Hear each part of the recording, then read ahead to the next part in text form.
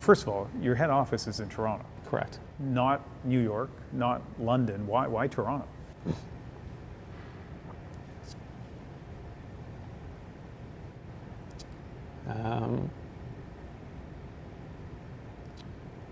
This is where we grew up, and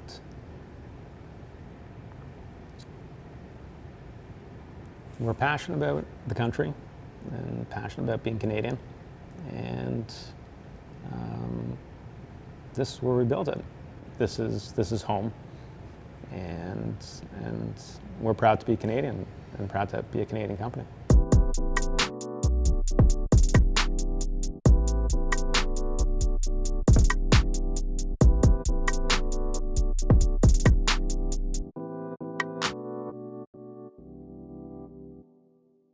You are somebody who helped develop the fourth biggest toy company in the world with a lot of hits. We're going to talk about those in a moment. But first, let's talk about you.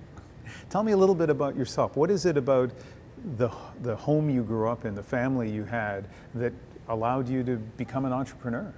You know, I'm really fortunate. I was born in South Africa and came to Canada when I was 5, and was really fortunate to come to this amazing country where you can reach your full potential. That's the amazing thing about Canada. And super lucky, I got identified as having a learning disability when I was a kid. So let me jump in, right? Yeah. You don't often hear that sentence. Got super lucky that I was identified as having a learning disability. What's super lucky about that? Well, I think if you don't get identified and you don't get the extra help and support, it's very hard to make it through school. But being identified when I was younger, when I was about 10 years old, you know, was difficult for me because I grew up at a time where families didn't really talk about these sorts of things. But unfortunately, when you're younger, you don't talk things through, you don't really process it, and then for me, I developed some shame with it, and so I would, you know, I'd always be writing in a different room, the exams, and even like sharing what grades you have, or like everybody's getting A's and you're getting like C's. You know, it was like an amazing to get a B. I don't think I ever got an A in my life, ever, anywhere. But the craziest thing is that it's such a gift. It's not a lack of intelligence. It has nothing to do with intelligence. It's just got to do with how you process information and how you express yourself. But I think sometimes when people hear a learning disability described as having gifts, they may think, well, that's a nice thing to say, but is it really true? And in your case, what were the gifts? I think there was learnings as a result of having a learning disability, which was like sitting on your bum, okay, for hours on end, writing an exam, and like having that, realizing that you've got to push and you have to grind it out and you have to stay with things and you got to stick with things and you can't give up, right? So that was like a learned gift.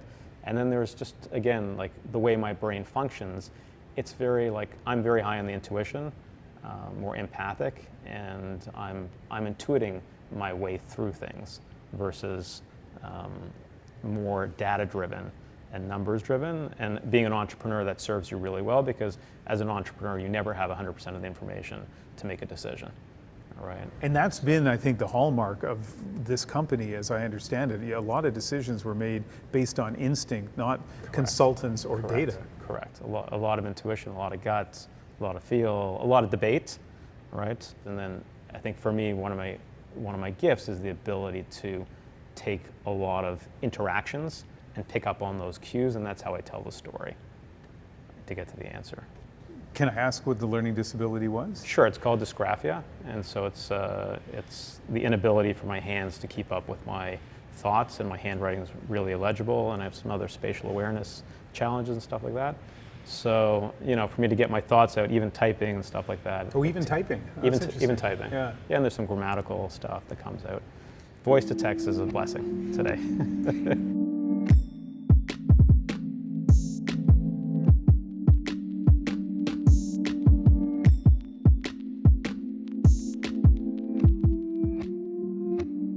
Among your skills is creativity and persistence, and there are lots of examples of that in your life, including how you got into university.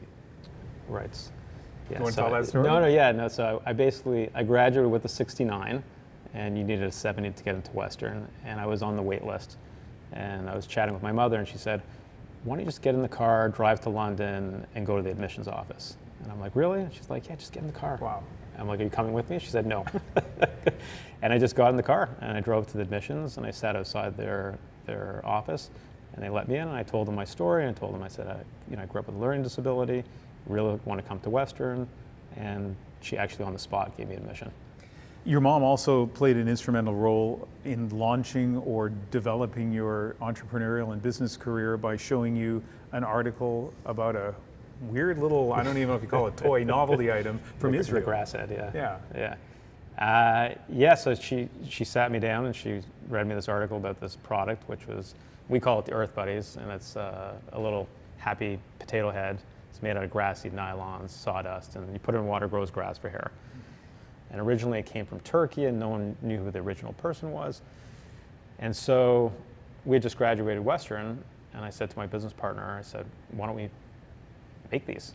And then my late grandmother came to Toronto a couple weeks later, and she brought us a couple of prototypes, and I brought them to Anton. Yeah, she didn't bring you prototypes. She Sorry. brought you a gift. She brought us the gifts. You saw a prototype. I saw a prototype. That is correct.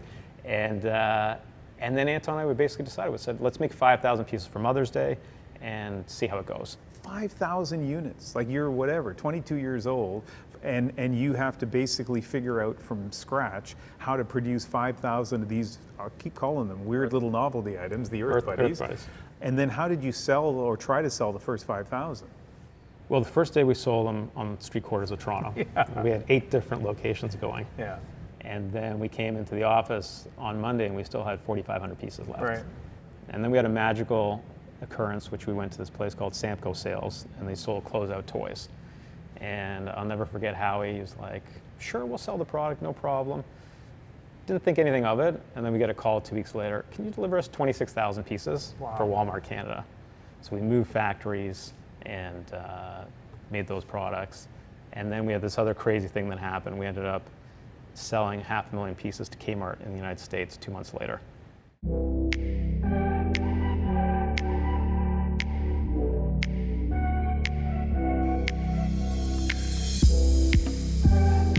You're being extremely blunt. That's incredible.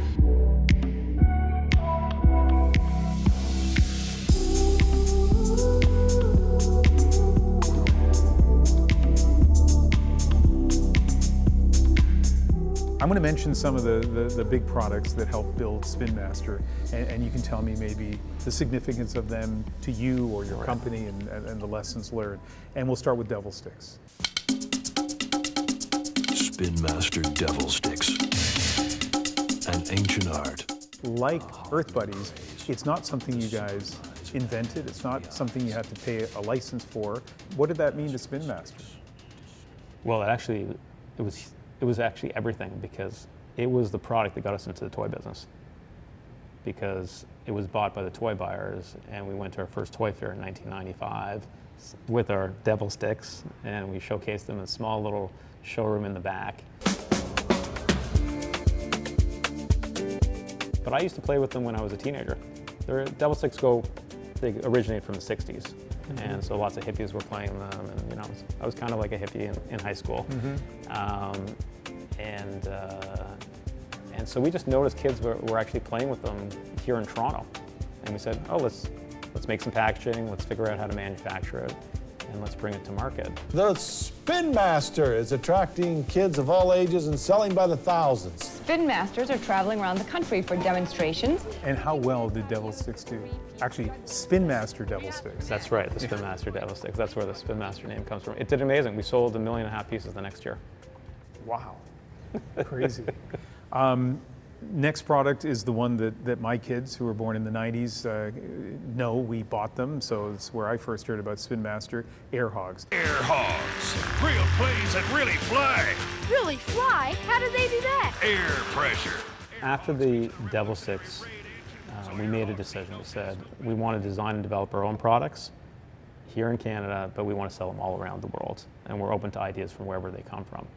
And my business partner, Ben Verity, was living with Jen Irwin, the famous Irwin Toys family. Yeah, which is a fantastic connection, Yeah, and they actually supplied us with a list of all these people that invent toys for a living.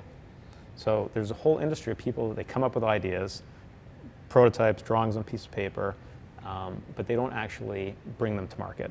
And they would license them to Mattel or Hasbro, et cetera, et cetera. And so my partner Ben, that became his role in the business. And he started driving around the United States, meeting with all these inventors, looking at products. And in the early days, because we were so small, they would basically literally take them from the back room, dust them off, all the stuff they couldn't sell, and show them to us.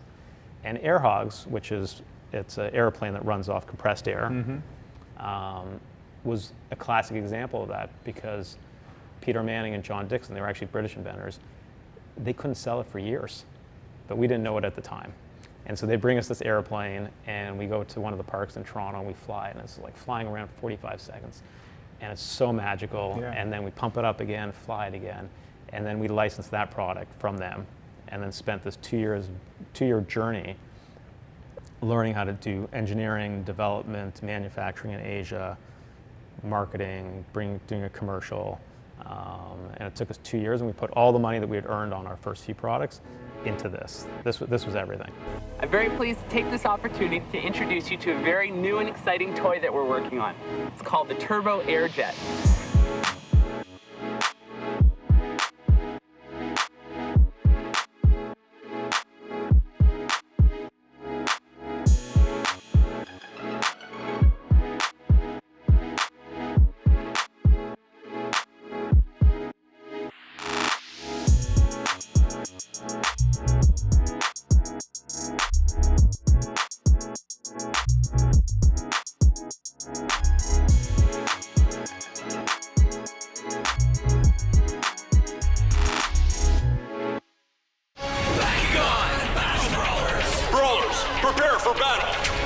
Play your card wisely and roll with skill.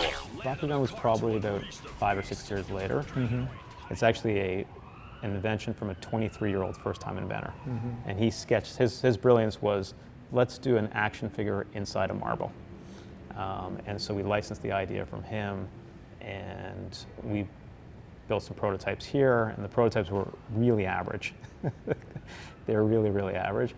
But I had been going to Japan for about 6 years up until that point, because Japan's probably one of the best places in the world for toys and innovation. And we were very fortunate to partner with a company called Sega Toys, which is run by Mr. Kokobun. And I'll never forget presenting him the product line. He didn't speak any English, but he was a classic toy guy. And you could just see from his face that he kind of got it. And they said, okay, why don't you come back 2 months later? I said, no problem. Come back 2 months later, and they added the whole pop-open transformation, and they added the card play, they added the name. And then once I saw that, we had always dreamed about producing our own TV shows.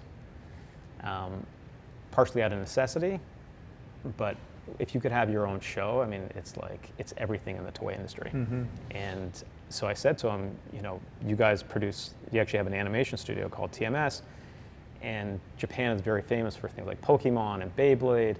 I said, how would you feel about us doing a show together?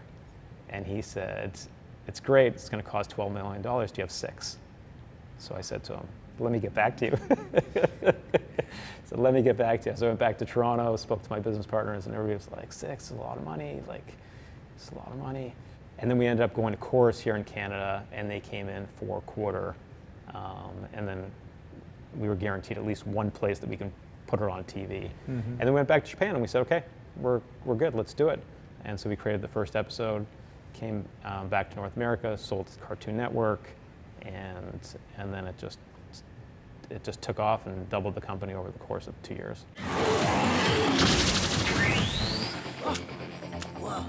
And Bakugan became, for a while, like a $1 billion business. Correct. We call it the $1 billion franchise. Yeah. I mean, that's an astounding success for any company anywhere, but particularly this company with relatively young partners who, this is your first foray into this multimedia toy world. I mean, the billion figure is astounding to me, and it was a huge success until it wasn't. Correct. There was a lot of learnings with Bakugan. I get emotional when you say till it wasn't. It was incredible. We had an incredible 4-year ride with Bakugan, and it took us pretty much up to touching about $1 billion in sales for the company, doubled it. And then the sales started to go down for Bakugan and for some other products. And we lost half our sales in a 2-year period of time. Wow. So we had made money for 16 years straight. We had grown our sales for 16 years straight.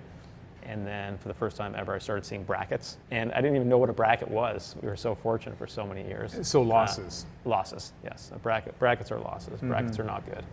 Yeah, so it was really difficult. We actually had to restructure the company 4 times in 2 years, let go of 350 people, and then we had to rebuild the company.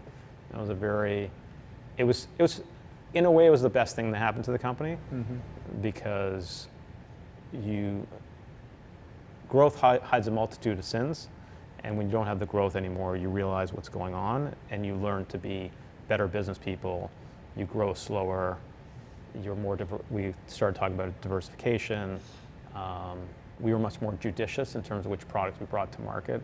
You know, when you have a big success, you feel that everything is going to be successful, but it's not true. When you think back to those days, it's obviously still difficult for you to think about, to even talk about now. Did you have any inkling in those dark days that Bakugan was actually going to end up being just the first billion-dollar franchise that this company would have? In other words, did you have any sense of what was coming next? If you're referring to Paw Patrol. I am. Okay. The answer is no. But we said, let's continue. This is not the end. And let's take all the learnings and be better for it at the end of the day. And let's keep on trying. And let's really be selective on where we're actually putting our time, effort, money into. Paw Patrol will be there on the double. Let's talk about Paw Patrol. Sure. All I have to do when I talk to people, like there's some people when I mention Spin Master, depending on how old they are, will connect to certain toys. Like I said, for me, it's Air Hogs. But if I mention Paw Patrol, suddenly people kind of sit back and go, oh, they do that. Right. I mean, how would you describe Paw Patrol in terms of the impact it's had on this company and on you? Listen, first I'd like to say is Paw Patrol is one of Canada's greatest exports.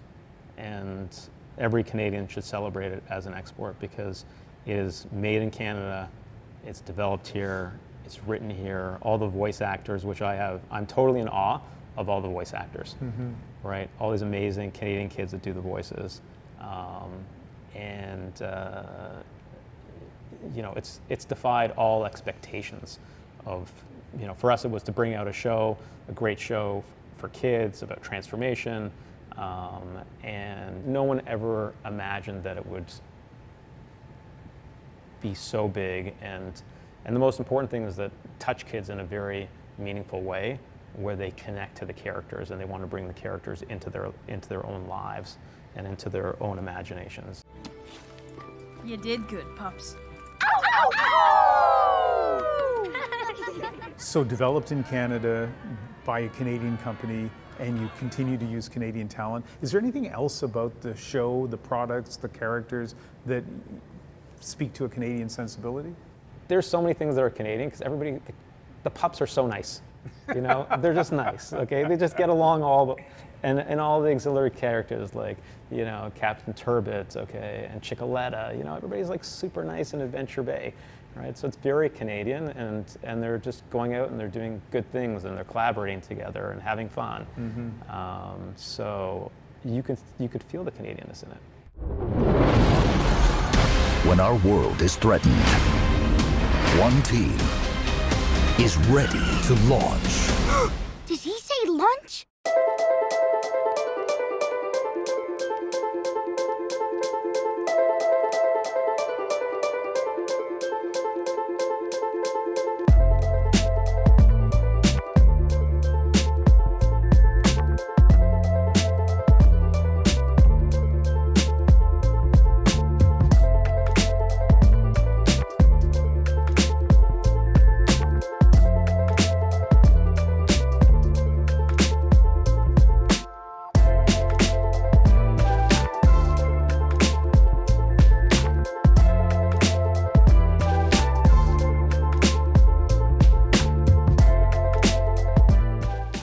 cool thing is, when I walked in here, I was saying to people, this looked the way I hoped it would look. This looks like a place where toys are developed.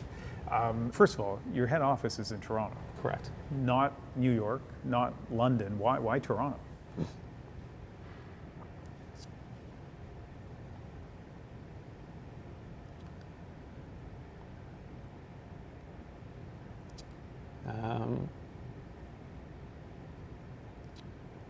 This is where we grew up, and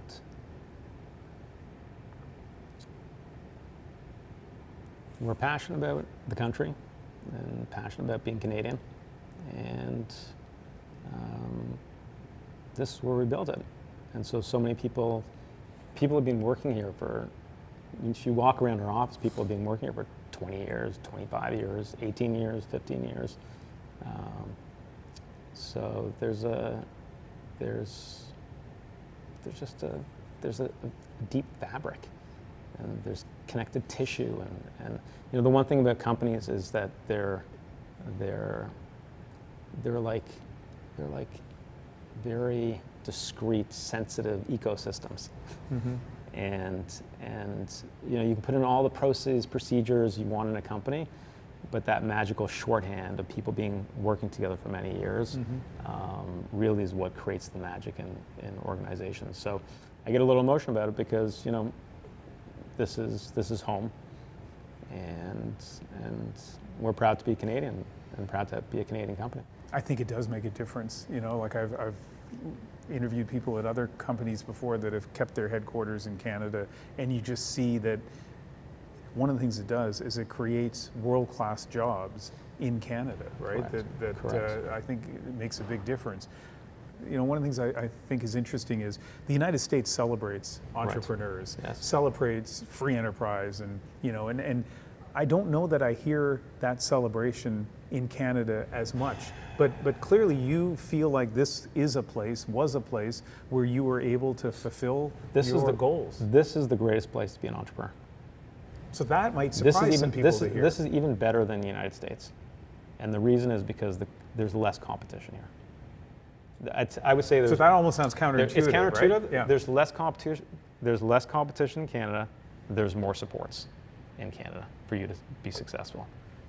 I think we just need to celebrate it a little bit more, be bolder, and realize that. The other thing I wanted to say is being an entrepreneur and being in business, it's a much more artistic pursuit than necessarily a classic bottom line P&L type of pursuit, right? Being in business is like painting your own canvas. It's deciding what kind of culture you want to have in your company, how you want to treat people, okay? What type of environment you want to have, how you want to interact with the outside world, what type of levels of integrity you want to have. It's a full expression of self. And so versus being, let's say, you know, a painter, you have all your art supplies. But in business, you have people, and how you organize yourself is a creative pursuit, and then you get your outcome. I've never heard anybody describe a business that way before. Right. It's really interesting. Like, Yes. you know, like the monopoly figure for a business person would be top hat and big cigar, right? Correct. But yours Correct. would be, I don't know, a whiteboard and Just going out and living your dream and feeling comfortable living your dream. And for somebody who's watching this, maybe somebody who is a little bit younger, who's thinking about being an entrepreneur or building a company, what advice do you have? Like somebody in Canada, what advice do you have for them? I would say, if you have an idea, start. The best thing is to start. And I would say start young. I think there's huge benefits to starting a business in your 20s. Your mind is so open, and you see the world so differently, okay, than your parents see it. And that ability to see things differently, we call it white space. The most important thing in our business is to see the white space. And what is a white space? White space is an opportunity for something that is not being filled at that moment in time. And I think when you're younger, you see so many amazing things. But what happens is that, and I think it's changing, but sometimes traditional norm is you don't have the experience. Maybe you need to have more experience underneath your belt before you try it. There's a lot of things in the no camp, but what everybody's missing is that once you start, all these amazing things happen that you could have never even dreamed about. Like, we never dreamed that Kmart was going to order 500,000 pieces when we started. You know, when we did Bakugan, we never dreamed we'd do Paw Patrol. So everything just comes and it just builds. But you have to start, and be okay to, you know, to fail and to rebuild and all that type of stuff. You may not be getting the biggest paycheck at the beginning, but if you look at it over a 30-year period of time, I bet you'll be happy.